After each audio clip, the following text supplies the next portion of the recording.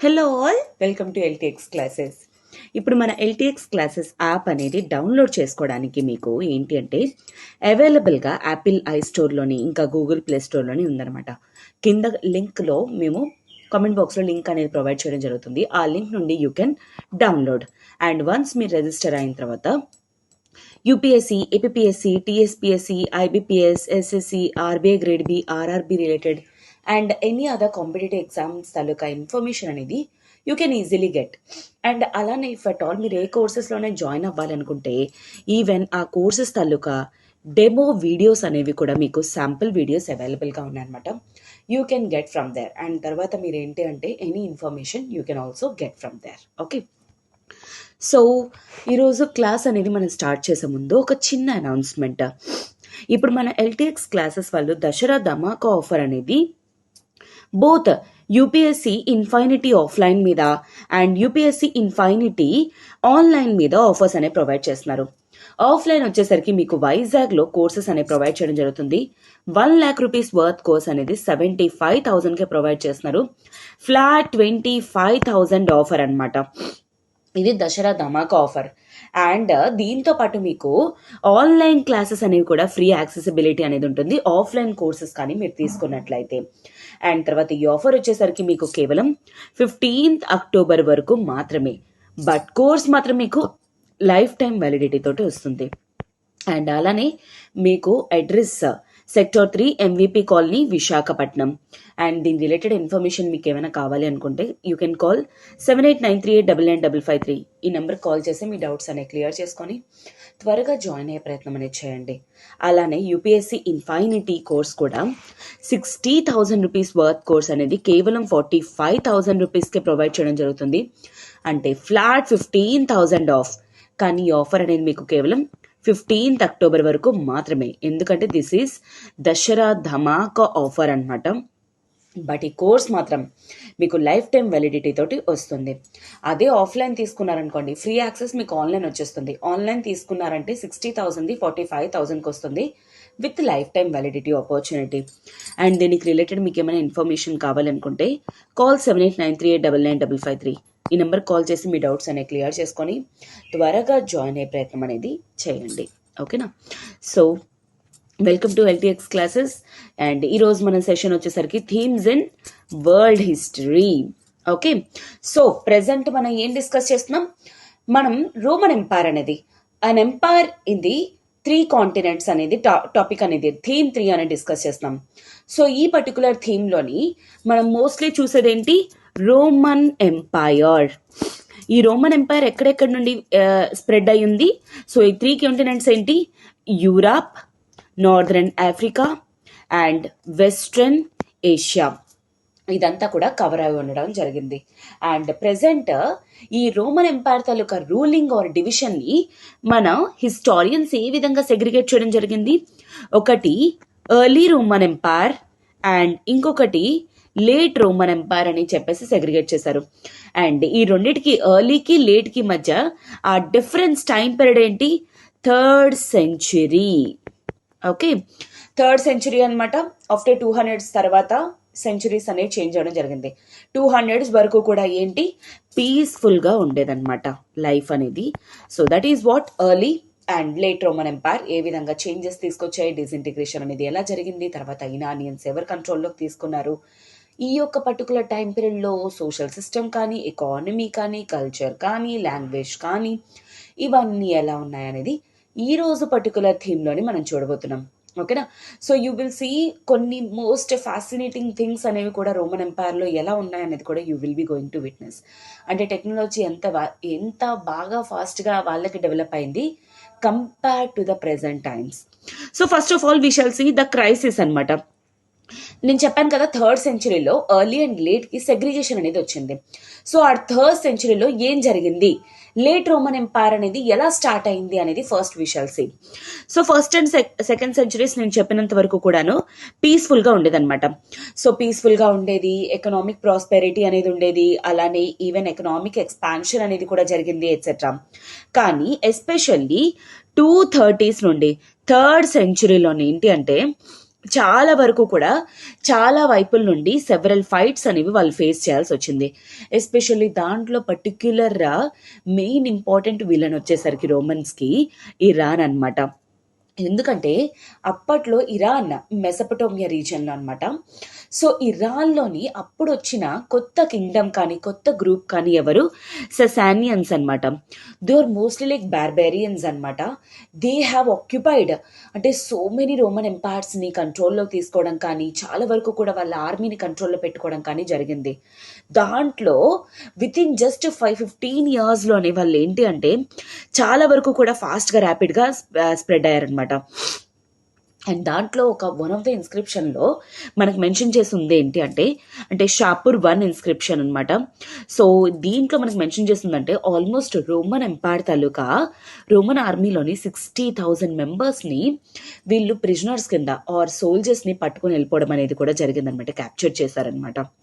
So and ఈ విధంగా ఏంటంటే రోమన్స్ డిసింటిగ్రేట్ అవ్వడానికి one of the reasons Iranians, అందులో సెసానియన్స్ అనమాట ఎస్పెషల్లీ. అండ్ ఇంకా మిగతా ఏరియాస్ నుండి కూడా సెవరల్ ఫైట్స్ అనేవి ఫేస్ చేయడం వల్ల రోమన్స్ డిసింటిగ్రేట్ అవ్వడం జరిగింది, అంటే స్ప్రెడ్ అయిపోయింది అనమాట ఇంకా అలాగా. ఓకే. అండ్ అలానే ఇంకొకటి ఏంటి అంటే వీళ్ళు చాలా వరకు కూడా ఈవెన్ రైన్ రివర్, జర్మనీ, డాన్యూబే ఫ్రాంటియర్స్కి కూడా రీచ్ అవ్వడం, అంటే జర్మనీ బియాండ్ కూడా ఇరానియన్స్ అనేవాళ్ళు రీచ్ అవ్వడం జరిగిందనమాట ఎస్పెషల్లీ. సో ఈ విధంగా ఏంటంటే రోమన్స్ అనేవాళ్ళు మోస్ట్లీ వాళ్ళ టెరిటరీని వాళ్ళు వదిలేసుకోవాల్సిన పరిస్థితి అనేది వచ్చింది, అండ్ ఈవెన్ బియాండ్ ద డాన్యూబే అనమాట.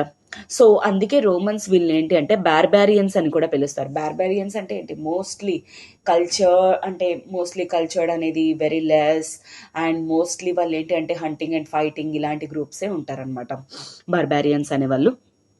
అండ్ దీనికి రీజన్ ఏంటి అంటే మనకి ఈవెన్ హిస్టరీలో మెన్షన్ చేసి ఉంది ఏంటి అంటే ఈ పర్టిక్యులర్ 3rd సెంచురీలోని 47 ఇయర్స్లోని 25 ఎంపరర్స్ అనే వాళ్ళు చేంజ్ అవ్వడం జరిగింది. సో ఈ విధంగా ఈ రోమన్ ఎంపైర్లోని ఎంత ఫాస్ట్గా చేంజెస్ అనేవి జరిగాయి అనేది మనకి ఈ పర్టిక్యులర్ థీమ్ నుండి మనకి అర్థమవుతుంది. ఓకేనా. So that is what 3rd century crisis అనేది జరిగింది. ఆ తర్వాత అలాగలాగా డిసింటిగ్రేట్ అయిపోవడం జరిగిందనమాట. అంటే రోమన్ ఎంపైర్ ఇంకా కూలిపోవడం అనేది స్టార్ట్ అయింది. అందుకే late Roman empire, early Roman empire అని చెప్పేసి అంటారు. So now we shall see early Roman ఎంపైర్లోని ఏ విధంగా జెండర్ కానీ, లిటరసీ, కల్చర్, సోషల్, ఎకానమీ కానీ ఆర్ అదర్వైజ్ ఇంకే థింగ్స్ ఎలా ఉన్నాయనేది we shall see. So gender వచ్చేసరికి ప్రెసెంట్లీ మనకు వచ్చేసరికి ఏంటి అంటే ఇండియాలోని కానీ మోస్ట్లీ గ్లోబల్ లెవెల్లో జెండర్ ఇన్ఈక్వాలిటీ అనేది చూస్తున్నాం. అంటే ఏంటి, చాలా వరకు కూడా మెన్ విమెన్ని సప్రెస్ చేసేయడం కానీ ఎట్సెట్రా ఇలాంటివి. కానీ కంపారిటివ్లీ రోమన్ ఎంపైర్లోని విమెన్కి ఈక్వల్ పవర్స్ అనేవి ఉన్నాయి అని చెప్పేసి అంటున్నారు. కానీ కొన్ని చోట్ల అఫ్ కోర్స్ ఈ డామినేషన్ అనేది ఉంది అనేది కూడా ఎవిడెన్సెస్ అనేవి ఉన్నాయి, బట్ వీ షల్ సీ. ఓకేనా. సో మోస్ట్లీ రోమన్లోని ఫ్రీక్వెంట్గా ఉన్న ఫ్యామిలీ కేటగిరీస్ ఏంటి అంటే న్యూక్లియర్ ఫ్యామిలీ అనమాట. న్యూక్లియర్ ఫ్యామిలీ అంటే అర్థం ఏంటి, husband, wife along with their unmarried children. So mostly అబ్బాయిలు కానీ అమ్మాయిలు కానీ అంటే అడల్ట్స్ అయిపోయిన తర్వాత ఆ ఇల్లు అనేది వదిలేసి వెళ్ళిపోవడం అనేది very common feature in Romans అనమాట. ఓకేనా. అండ్ ఎక్సెప్ట్ చాలా కొన్ని ఏరియాస్లో మాత్రమే ఈ అడల్ట్ బ్రదర్స్ అనేవాళ్ళు కామన్గా ఉండడం కానీ అవి చూస్తూ ఉంటాం. కానీ mostly they are nuclear families అనమాట. అండ్ ఇంకొకటి ఏంటి అంటే on the other hand slaves were included in the family as the Romans understood this. Actually కొన్ని ఫ్యామిలీస్లోని ఈవెన్ ఏంటి అంటే వాళ్ళతో పాటు స్లేవ్స్ అనే వాళ్ళు కూడా ఉండేవారు. స్లేవ్స్ అంటే ఏంటి, బాండెడ్ లేబర్ అనమాట. సో వీళ్ళు కూడా ఉండేవారు అనే ఎవిడెన్స్ అనేది కూడా మనకు ఉండడం అనేది జరిగింది. అండ్ లేట్ రిపబ్లిక్ వచ్చేసరికి 1st సెంచురీలోని ఒక టిపికల్ ఫార్మ్ ఆఫ్ మ్యారేజ్ అనేది కూడా ఉండేదన్నమాట అబ్బాయికి అమ్మాయికి మధ్యలో. సో వేర్ ద వైఫ్, చూడండి ఇక్కడ this is very very important part అనమాట. వైఫ్ తన ఆస్తిని కానీ తనకున్న ప్రాపర్టీస్ని కానీ తనకున్న అథారిటీస్ని కానీ హస్బెండ్కి ట్రాన్స్ఫర్ చెయ్యదు. ఓకేనా. బట్ తనకున్న ప్రాపర్టీస్ మీద తనకి ఫుల్ రైట్స్ అనేవి తనకే ఉంటాయన్నమాట. ఓకే. అండ్ ఈవెన్ అలానే తన పేరెంట్స్ తాలూకా ఫ్యామిలీ మీద కూడాను. వైల్ విమెన్ తాలూకా డౌరీ అనేది హస్బెండ్ కి వెళ్తుంది, but only duration of the marriage అన్నమాట. ఆ మ్యారేజ్ ఉన్నంత వరకే. అండ్ విమెన్ ఏమోంచి తన ఫాదర్ తాలూకా ప్రైమరీ హెయిర్ వన్స్, అంటే అప్పటి వరకు కూడా వాళ్ళ తండ్రి చనిపోయినంత వరకు కూడా తనది వాళ్ళ తండ్రి దగ్గర ఆస్తుంటుంది.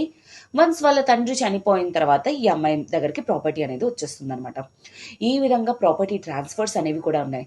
అండ్ ఇంకొక కామన్ థింగ్ ఏంటో తెలుసా, that is the most fascinating thing ఏంటి అంటే, సో లీగల్ రైట్స్ అనేవి విమెన్ ఎంజాయ్ చేసేవాళ్ళు. అంటే అర్థం ఏంటి, సో మ్యారేజ్ అనేది క్లోజ్ చేసుకోవడం అంటే డివోర్స్ అనేది most fascinating thing. Seriously divorce అనేది very very common in the Romans అనమాట. And that too very simple. Just ఒక కాంట్రాక్ట్ అనేది లేదా ఒక లెటర్ ఆఫ్ ఇంటెంట్ అనేది ఇద్దరు ప్రొడ్యూస్ చేసుకున్నారంటే, ఈదర్ వైఫ్ కానీ హస్బెండ్ కానీ, వన్స్ వాళ్ళు ఒకరికొక లెటర్ ఇచ్చుకున్నారంటే క్లోజ్ అయిపోయినట్ట మ్యారేజ్ అనేది. అండ్ తర్వాత ఎవరి ప్రాపర్టీ వాళ్ళకి, ఎవరి ఆస్తులు వాళ్ళవి, ఎవరి రైట్స్ వాళ్ళకి ఉంటాయన్నమాట. అలా ఎవరి మీద వాళ్ళ రైట్స్ అనేవి వాళ్ళకి పూర్తిగా ఉండడం అనేది రోమన్ ఎంపైర్లో చూస్తామన్నమాట ఎస్పెషల్లీ. ఓకేనా. డివోర్స్ వాజ్ రిలేటివ్లీ ఈజీ అనమాట. Okay, just note of intent ఇస్తే చాలు. On the other hand males married in their late 20s or early 30s అనమాట. అంటే 26, 27 ఆ టైంలో కానీ, 33 ఆ టైం పడేలో వీల్ చేసుకున్నారు. అమ్మాయిలు వచ్చేసరికి 18, 19 ఎట్సెట్రా, లేదా ఎర్లీ 20s అలాగా. ప్రెజెంట్ సిస్టమ్ ఎలా ఉందో అలాగే అక్కడ కూడా ఉండేదన్నమాట. సో దీనివల్లే తర్వాత మేబీ ఆ ఏజ్ డిఫరెన్సెస్ వల్ల లేటర్ టైమ్స్లోని ఈ ఈక్వాలిటీ స్టార్ట్ అయిందేమో అని చెప్పేసి one of the writers taluka opinion అనమాట. ఓకేనా. మ్యారేజెస్ అనేవి జనరలీ అరేంజ్డ్ ఉండేవన్నమాట. సో అండ్ అలానే కొన్నిసార్లు విమెన్ ఈవెన్ వాళ్ళ డామినేషన్, అంటే హస్బెండ్స్ తాలూకా డామినేషన్ని కూడా ఫేస్ చేసేవాళ్ళు. ఎందుకంటే వన్ ఆఫ్ ద క్రిస్టియన్ చర్చ్లోని ఉన్న బిషప్ ఏంటి అంటే, ఆగస్టైన్ అనే బిషప్ యాక్చువల్లీ చెప్తూ ఉండేవారు అనమాట. నార్త్ ఆఫ్రికాలో స్టే చేస్తూ ఉండారు. అంటే వాళ్ళ తల్లి ఎలా వాళ్ళ తండ్రి చేతుల్లో దెబ్బలు కాసేవాళ్ళు, అండ్ అలానే అక్కడ చర్చ్కి చాలామంది అమ్మాయిలు ఏ విధంగా వచ్చి వాళ్ళ మ్యారేజ్ రిలేటెడ్ ప్రాబ్లమ్స్ అనేవి చెప్పుకునే వాళ్ళు అనేది చాలా క్లియర్గా మెన్షన్ చేయడం అనేది జరిగిందనమాట ఆగస్టైన్ బిషప్ తన బుక్స్లోని కానీ డాక్యుమెంట్స్లో కానీ. So that is what. So finally fathers had substantial legal control over their children. So fathers కి వాళ్ళ చిల్డ్రన్ పైన కంట్రోల్ అనేది ఉండేది అంటిల్ లైక్ వాళ్ళ అడల్ట్స్ అయినంత వరకు కూడా అనమాట. కొన్నిసార్లు ఎవరినైతే వద్దనుకుంటున్నారో వాళ్ళని ఈవెన్ బయట చలికి వదిలేసి ఈవెన్ చంపేయడం అనేది కూడా జరిగిందనమాట. అలాంటి సిచ్యువేషన్స్ అనేవి కూడా రోమన్ ఎంపైర్లో ఉండడం జరిగింది. సో ఇక్కడ కంట్రోల్ ఉండడం అంటే పూర్తిగా కంట్రోల్ ఉండడం అని కాదు, అలాగని లేదు అంటే లేదని కాదు. ఆ విధంగా కొన్ని ఏరియాస్లో ఒక్కొక్క ఏరియాస్లోని ఒక్కొక్కలాగా ఉండడం అనేది విట్నెస్ చేస్తూ ఉంటాం అనమాట. ఓకేనా. And next that is what gender equality and patriarchy system కానీ ఎట్సెట్రా మనం చెప్పుకోవచ్చు. నెక్స్ట్ పార్ట్ వచ్చేసరికి ఏంటి అంటే లిటరసీ అనమాట. అయితే లిటరసీ ఏ విధంగా ఉండింది, సో చాలా ఏరియాస్లోని క్యాజువల్ లిటరసీ అనేది ఉండేదన్నమాట. కొన్ని ఎంపైర్స్లో చాలా వరకు కామన్ అనమాట, అందరూ చదువుకోవడం రాయడం కామన్. కొన్ని ఏరియాస్లోని అంత కామన్ కాదు ఎట్సెట్రా ఇలా ఉండేది. ఫర్ ఎగ్జాంపుల్ పోంపీ అనే ఒక ఏరియా ఉందన్నమాట. అది అంటే లైక్ 1st century ADలోని అది వోల్కానిక్ ఎరప్షన్ వల్ల బరి అయిపోయింది అనమాట. అయితే దాంట్లో మనకు తెలిసింది ఏంటంటే వాళ్ళ ఎక్స్కవేషన్స్లోని లిటరసీ అనేది వెరీ క్యాజువల్స్ అనమాట. ఇన్ఫ్యాక్ట్ అది మనకి ఎలా తెలుస్తుందంటే పాంపే వాల్స్ మీద actually different kinds of advertisements, ఎవరు పడితే వాళ్ళు గ్రాఫిటీలు అవి రాయడం ఎట్సెట్రా. టోటల్ సిటీ అంతా కూడా వాల్స్ పైన full of graffiti advertisements etcetera అవంతా కూడా ఉండేవన్నమాట. సో దీని ద్వారా అర్థమవుతుంది ప్రజలందరికీ కూడా లాంగ్వేజ్ అనేది తెలుసు, రాయడం వచ్చు ఎట్సెట్రా అనేది. అండ్ చూడండి ఇక్కడ one of the thing there, అయితే one of the funniest graffiti అనమాట. ఒక పొంపీలోనే ఒక చోట ఉంది, wall I admire you for not collapsing in ruins. Okay, అంటే వాల్ని అప్రిషియేట్ చేస్తున్నాడు. When you have to support so much boring writing on you. నీ మీద రాసి బోర్ కొట్టేసిందంట వీడికి ఏకంగాను. So that is what one of the most funniest graffiti అనేది కూడా కనబడుతుంది. అంటే అర్థం ఏంటి, లిటరసీ అనేది అంటే చదువుకోవడం రాయడం అనేది వెరీ వెరీ కామన్ కొన్ని ఏరియాస్లోనే. అలా అని చెప్పేసి మొత్తం రోమన్ ఎంపైర్లో అందరికీ కూడా రాయడం చదవడం వచ్చు అని కాదు, కొన్ని ఏరియాస్లోనే అనమాట. అయితే అలా కాకుండా ఈజిప్ట్లో వచ్చేసరికి మాత్రం చాలా వరకు కూడా పెపిరీస్ అనేవి ఉండేవి. నేను ఆల్రెడీ నిన్నే మీకు చెప్పాను. పెపిరీస్ అంటే ఏంటి? వన్ రీడ్ లైక్ ప్లాంట్ అనమాట. ప్లాంట్ మీద ఇప్పుడు పేపర్ని మనం ఎలా యూస్ చేస్తున్నామో వాళ్ళు పెపిరీస్ని అలా యూస్ చేసేవాళ్ళు రాయడానికి, చదువుకోవడానికి ఎట్సెట్రా. ఓకే, సో చాలా వరకు కూడా ప్రొఫెషనల్స్ చేత రాయిపించడం అనేది జరిగింది. సో దాని అర్థం ఏంటి? అక్కడ అందరికీ రాయడం చదవడం అనేది వచ్చని కాదు. సో దానికోసం ప్రత్యేకంగా ప్రొఫెషనల్ స్క్రైబ్స్ అనే వాళ్ళు ఉండేవాళ్ళు. స్క్రైబ్స్ అంటే ఏంటి? డాక్యుమెంట్స్ రాసేవాళ్ళు అనమాట. ప్రొఫెషనల్ స్క్రైబ్స్ అనే వాళ్ళు కూడా ఉండేవారని చెప్పేసి మనకు అర్థమవుతుంది అనమాట. అండ్ కేవలం కొన్ని కేటగిరీస్ మాత్రమే చదువుకోవడం, రాయడం అది వచ్చు. Like for example soldier category కానీ, ఆర్మీ ఆఫీసర్స్ కానీ, ఎస్టేట్ మేనేజర్స్ కానీ etcetera. Okay, and cultural diversity అనేది కూడా చాలా వరకు వేరియస్ వేస్లో మనకు కనబడుతూ వస్తుందన్నమాట. Like for example various religious కానీ, లోకల్ డీటీస్ కానీ, ఆర్ ప్లూరాలిటీ ఆఫ్ లాంగ్వేజెస్ కానీ etcetera, style of dress, costumes, food of people, social organizations, ట్రైబల్సా, నాన్ ట్రైబల్సా ఎట్సెట్రా అనమాట. దాంట్లోని ఆ కల్చరల్ డైవర్సిటీ అనేది very very huge and it was even encouraged by Roman administrations అనమాట. ఎందుకంటే వాళ్ళ సర్వైవల్ కోసం అండ్ ఎంపైర్ అనేది స్ట్రాంగ్గా ఉండడానికి లోకల్ కల్చర్స్ని ఎక్కువగా వాళ్ళు సపోర్ట్ చేస్తూ ఉండేవారు.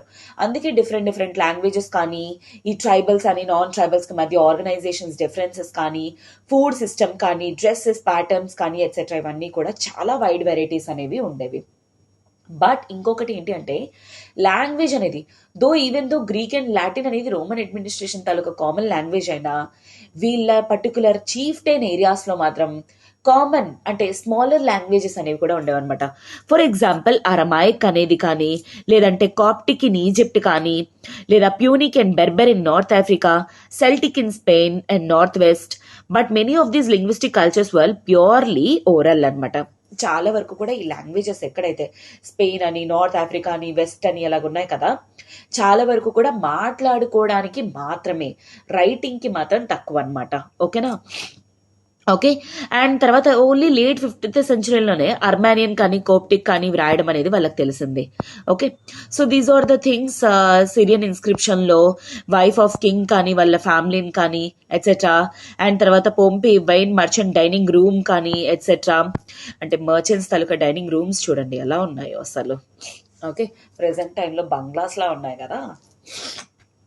So this is what mentioned in అనమాట. అండ్ బైబిల్ ట్రాన్స్లేషన్స్ కానీ 5th 6th సెంచురీస్ వరకు కూడా లేదనమాట. అంటే అర్థం ఏంటి? సో వాళ్ళు మోస్ట్లీ ఓరల్ లాంగ్వేజెసే కానీ వాళ్ళకి రాయడం అనేది తెలియదు, అంటే ఫస్ట్ ఎర్లీ సెంచురీస్లోని.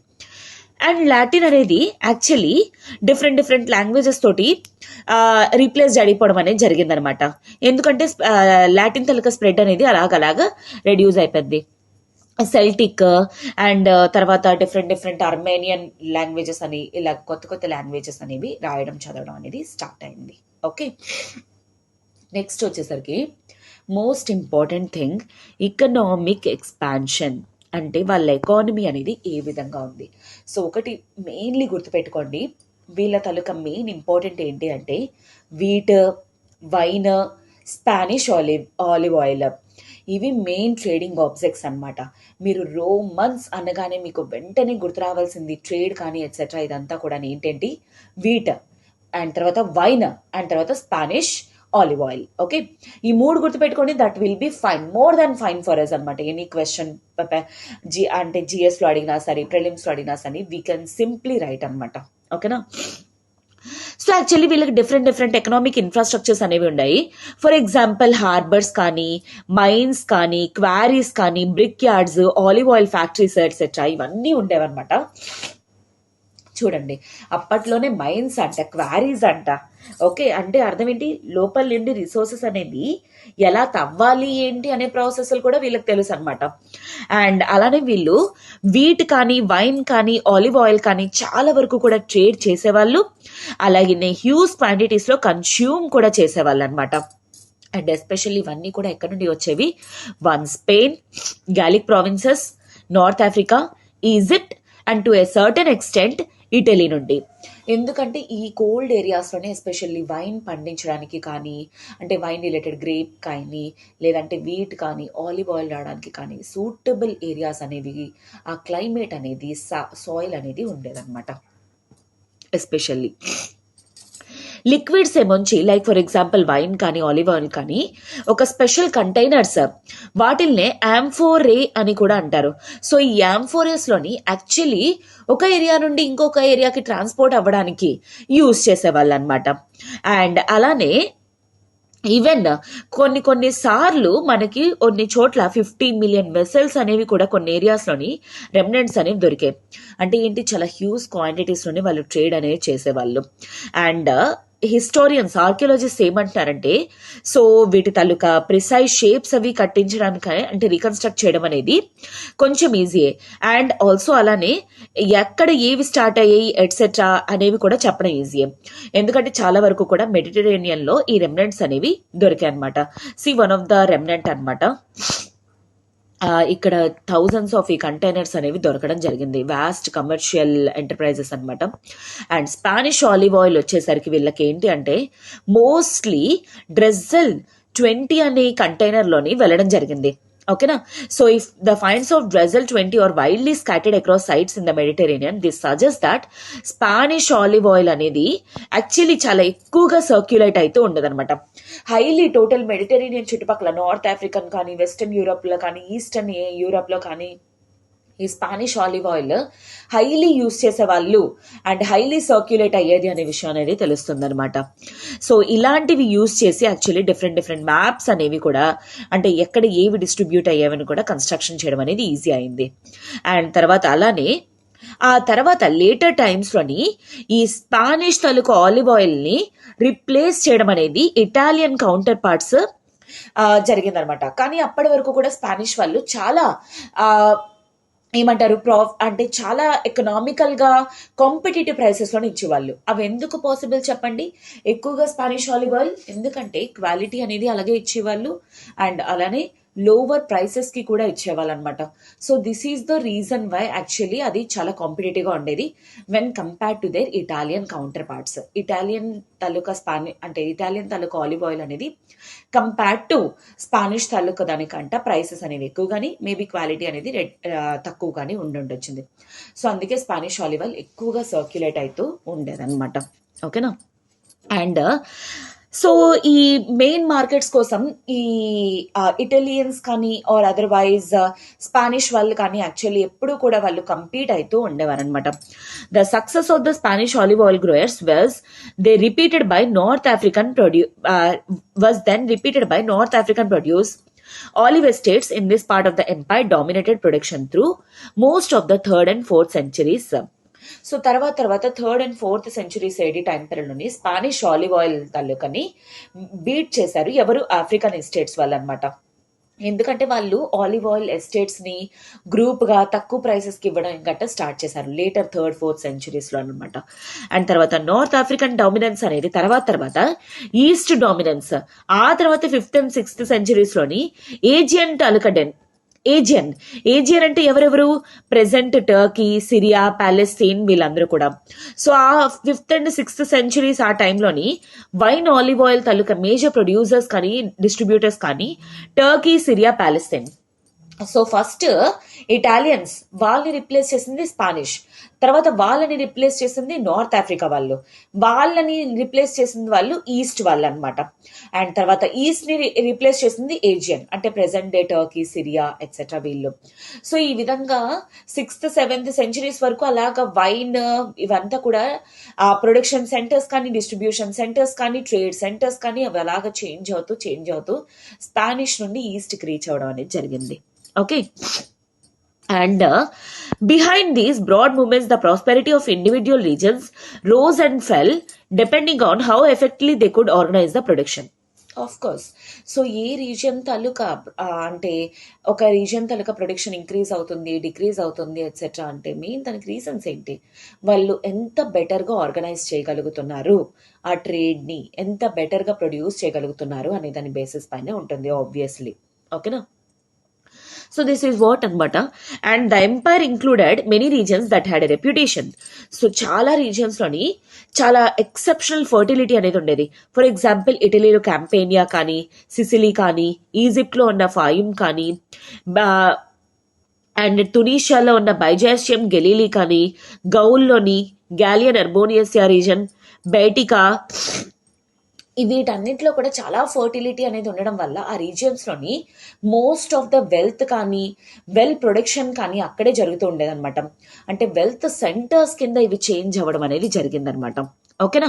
అండ్ అలానే సో కొంత రైటర్స్ అనే వాళ్ళు చెప్తున్నారనమాట. ఫర్ ఎగ్జాంపుల్ స్ట్రాబో కానీ ప్లీనీ కానీ, ఓకే, అకార్డింగ్ టు వీళ్ళ ప్రకారంగా ఏంటి అంటే బెస్ట్ కైండ్ ఆఫ్ వైన్ అనేది కెంపేనియా, సిసిలీ, బిజాషియం నుండి అండ్ అలానే రోమ్ నుండి వీట్, ఇవన్నీ కూడాను చాలా వరకు కూడా బెస్ట్ క్వాలిటీస్ ఉండేవి అని చెప్తున్నారు అనమాట.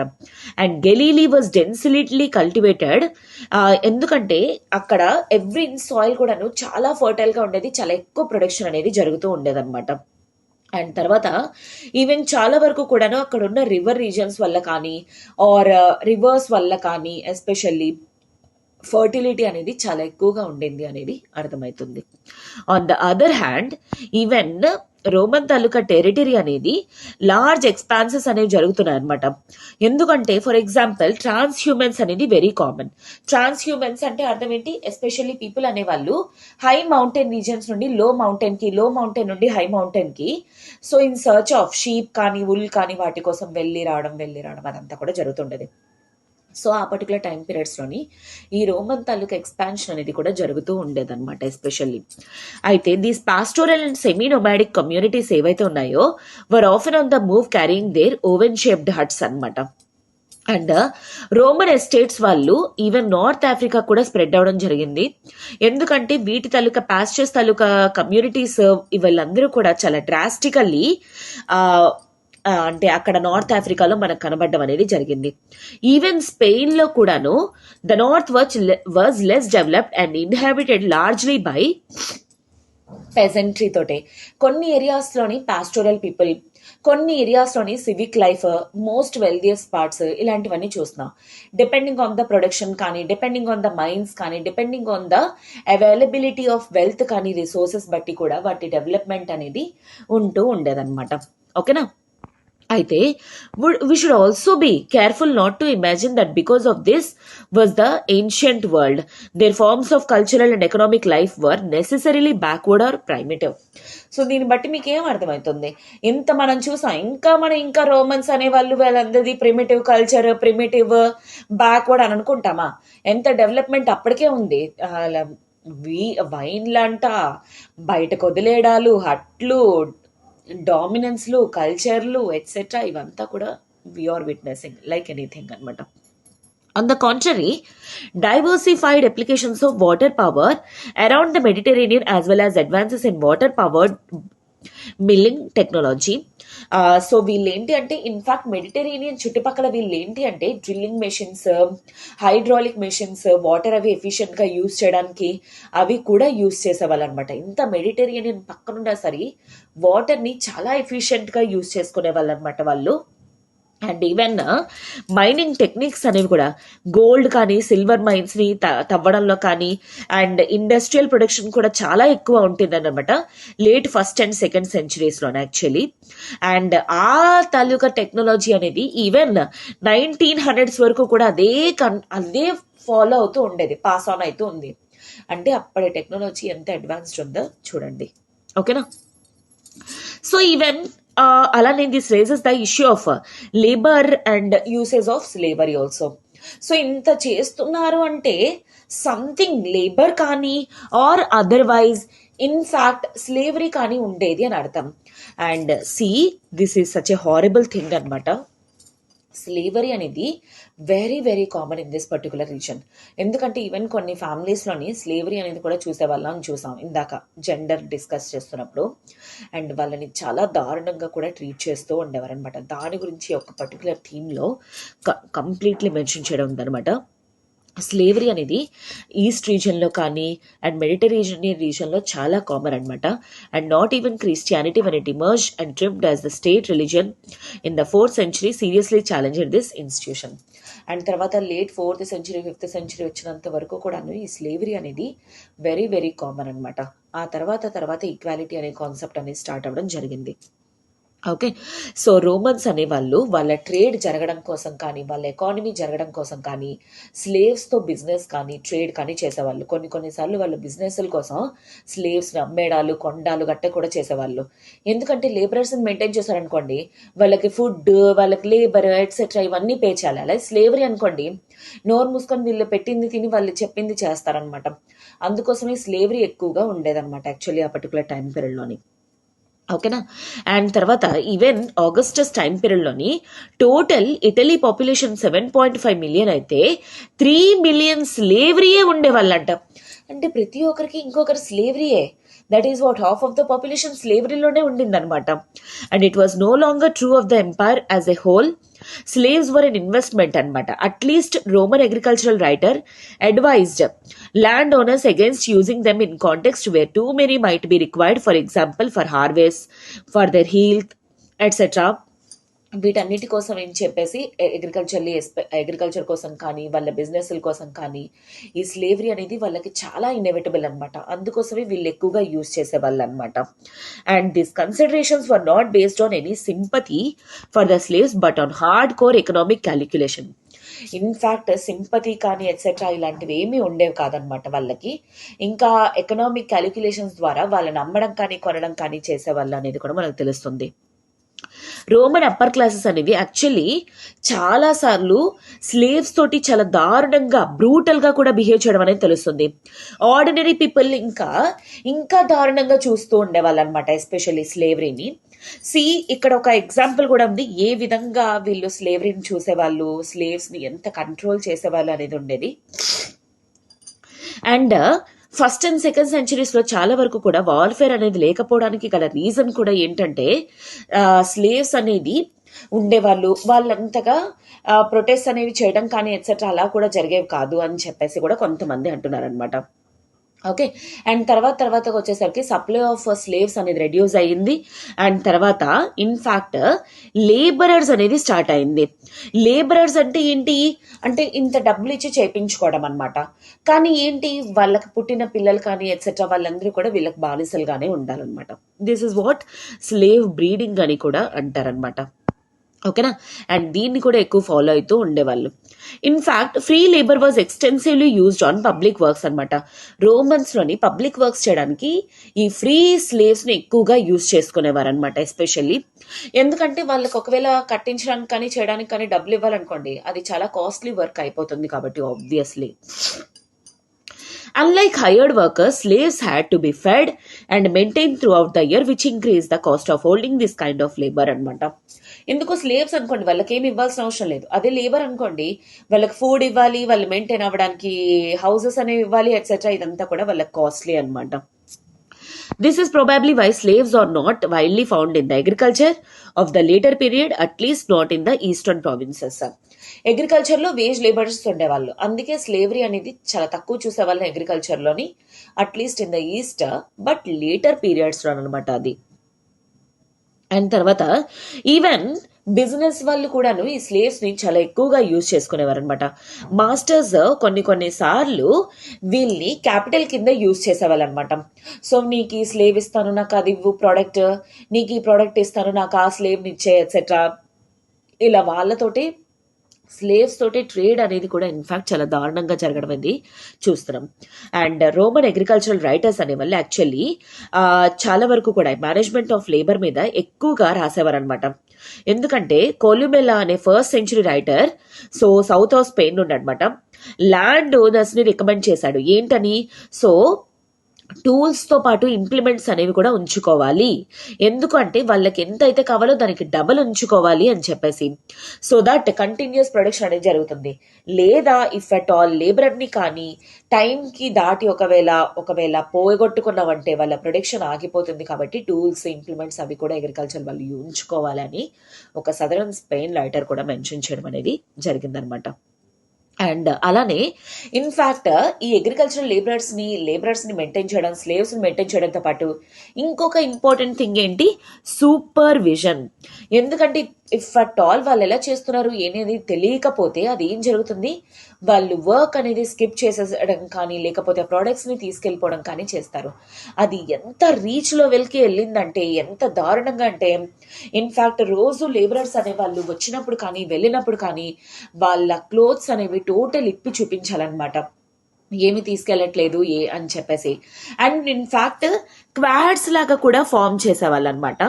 ఎందుకు అంటే లైక్ వాళ్ళందరికీ కలిపి కాళ్ళందరివి కలిపి కట్టేసి ఒకే పని చేయించడం అనమాట. ఫర్ ఎగ్జాంపుల్ ఇప్పుడు కేజీఎఫ్లోని మనం చూస్తూ ఉండేవాళ్ళం కదా, కేజీఎఫ్లో మూవీలోని ఏ విధంగా వాళ్ళ చేత వర్క్ చేయించేవాళ్ళు, అంటే గోల్డ్ మైన్స్ అవి తవ్వడం కానీ చేయడం కానీ ఎట్సెట్రా. అలా ఆ విధంగా అంత హార్ష్ లేబర్ అనేది కూడా చేయించేవాళ్ళు అనమాట వాళ్ళ చేత. ఫస్ట్ ఆఫ్ ఆల్ వాళ్ళకి లేబర్ ఇచ్చేవాళ్ళు కాదు, స్లేవ్స్ లాగా చూసేవాళ్ళు. అండ్ తర్వాత ఇంకా వాళ్ళ మీద వాళ్ళ రైట్స్ మీద కూడా క్వశ్చన్ చేయడం, వాళ్ళని ఇంకా హార్ష్ కండిషన్స్లో పెట్టడం, ఇలాంటివి చాలా వర్స్ట్ సిచ్యుయేషన్స్ అనేవి ఫేస్ చేసేవాళ్ళు. అంటే దట్ డజంట్ మీన్ దట్ అదేంటది ఆ టైంలో ఈక్వాలిటీ అనేది లేదా అంత దారుణంగా బిహేవ్ చేశారని కాదు. ప్రెసెంట్ టైంలో ఇండస్ట్రీస్లోని అంతకంటే హార్ష్ లేబరల్ లాస్ కానీ ఎట్సెట్రా అవన్నీ కొన్ని కంట్రీస్లో మనం చూడటం అనేది జరుగుతుంది. ఎందుకంటే ఇప్పటికీ కూడా కొన్ని ఇండస్ట్రీస్లోని ఇలాంటి వర్స్ట్ ఫార్మ్ ఆఫ్ లేబర్స్ అనేవి ఈ రోజుకి కూడా మనం చూడటం అనేది జరుగుతుంది. And government is not even interfering in to this particular issues అనమాట. ఓకేనా, ఎందుకంటే ఇదే విషయాన్ని Pliny the author of very famous natural history, so అతను ఏంటి అంటే ఈ గ్యాంగ్ అంటే ఈ క్వాడ్ ఆఫ్ 10 మెంబర్స్ని కలిపి ఒకే వర్క్ చేయించడం అనే కాన్సెప్ట్ని హైలీ క్రిటిసైజ్ చేయడం అనేది కూడా జరిగిందనమాట. సో ఇదంతా కూడా ఇక్కడ మెన్షన్ చేయడం జరిగింది. అండ్ అలానే even a law of 398 refer to workers being branded. So even workers కి బ్రాండ్ కూడా చేసేవాళ్ళు. ఎందుకంటే వాళ్ళు ఒకవేళ ఎక్కడికైనా వెళ్ళిపోయినా వాళ్ళు ఎక్కడికైనా తప్పించుకోవాలని చూసినా సరే ఇమ్మీడియట్లీ వాళ్ళు దొరికిపోవడానికి వాళ్ళకి బ్రాండ్స్, వాళ్ళ డ్రెస్సెస్ మీద కోడ్స్ అవి రాయటం ఎట్సెట్రా ఇలాంటివన్నీ చేసేవాళ్ళు. అంత స్లేవ్స్ మీద కంట్రోల్ అనేది వీళ్ళు యాక్చువల్లీ ఉంచుకునే వాళ్ళు అనమాట. ఓకేనా, so Augustine actually some times వాళ్ళ పేరెంట్స్ని ఈవెన్ అంటే చిల్డ్రన్ని కూడా వాళ్ళ కంట్రోల్లోనే ఉంచుకునేవాళ్ళు. సో దీనికోసం ఒక లాయర్ని కూడా రిఫర్ చేయడం అనేది జరిగింది, ఆగస్టిన్ అనే కింగ్ అనమాట. సో ఇఫ్ అట్ ఆల్ తల్లిదండ్రులు చనిపోతే పిల్లలు అనేవాళ్ళు ఫ్రీ అయిపోతారా అనే క్వశ్చన్ అనమాట. ఓకేనా, so this is what mention and this is one of the just one example అనమాట. లేబర్ అనేది ఎంత హార్ష్గా ఉండింది, ఎంత కఠినంగా ఉండింది ఎట్సెట్రా అని చెప్పేసి. Forced labour was very very common. And slavery, paid labourers అనేవాళ్ళు కొన్ని అగ్రికల్చరల్ ఏరియాస్లో మాత్రమే మనం చూసేవాళ్ళు. And that was very very little. బిజినెస్లో స్లేవరీ హై యూసేజ్ చేసేవాళ్ళు, ఈవెన్ న్యూక్లియర్ ఫ్యామిలీస్లో కూడా. That we can observe or conclude from this particular thing. Okay, తర్వాత ఏంటి అంటే in the great Jewish revolt of 66 CE the revolutionaries destroyed the money lender bonds to win popular support అనమాట.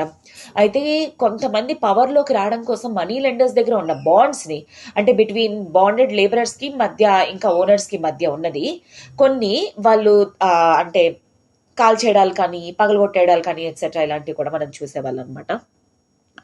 Anyways మనం అలాగని చెప్పేసి total అంతా కూడా labour అన్ని చోట్ల ఉందని చెప్పడము. ఎందుకంటే లేట్ 5th centuryలో in fact one of the ruler Anastasius ఏంటి అంటే దారాలోని ఈస్టర్న్ ఫ్రాంటియర్ సిటీలోని 3 weeks లోపలే చాలా పెద్ద పెద్ద బిల్డింగ్స్ అనేవి కట్టించడం జరిగింది అనమాట. సో చాలా హై లేబర్స్ అనేవి ఇచ్చి కూడా కట్టించడం అనేది జరిగింది. ఇలాంటి కొన్ని ఇన్సిడెంట్స్ అనేవి ఉన్నాయి. సో అన్ని చోట్ల అలా ఉందని కాదు, అన్ని చోట్ల హై లేబర్ ఇస్తున్నారని కాదు. It depends on the area, it depends on the time period, it depends on the ruler or emperor who is ruling అనమాట. ఓకేనా, సో నెక్స్ట్ వచ్చేసరికి social hierarchies. We shall see that tomorrow. And this is it for today, students. Have a good day. All the very best.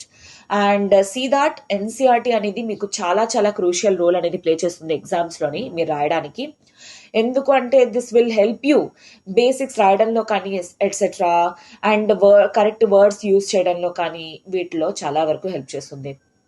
So అందుకే NCERTs మీద basic grip అనేది తెచ్చుకోవడానికి try చేయండి. ఓకేనా, so ఈ సోషల్ హైరార్కీస్ కానీ etcetera antiquities ఆ time పీరియడ్లో ఏ విధంగా ఆ రెమినెంట్స్ అనేవి ఉన్నాయి, వాటి నుండి మనం ఏం తెలుసుకుంటున్నాం ఎట్సెట్రా అనేది tomorrow we shall see. And with that we shall be going to end the theme 3. తర్వాత నొమాడిక్స్ కానీ ఎట్సెట్రా పర్టికులర్ థింగ్స్ అనేవి we shall see it. Okay, so if at all నేను చెప్తున్న కాన్సెప్ట్స్ కానీ మీకు అర్థమైనట్లయితే please do like, share and subscribe to ఎల్డేట్స్ classes channel. Have a good day, take care.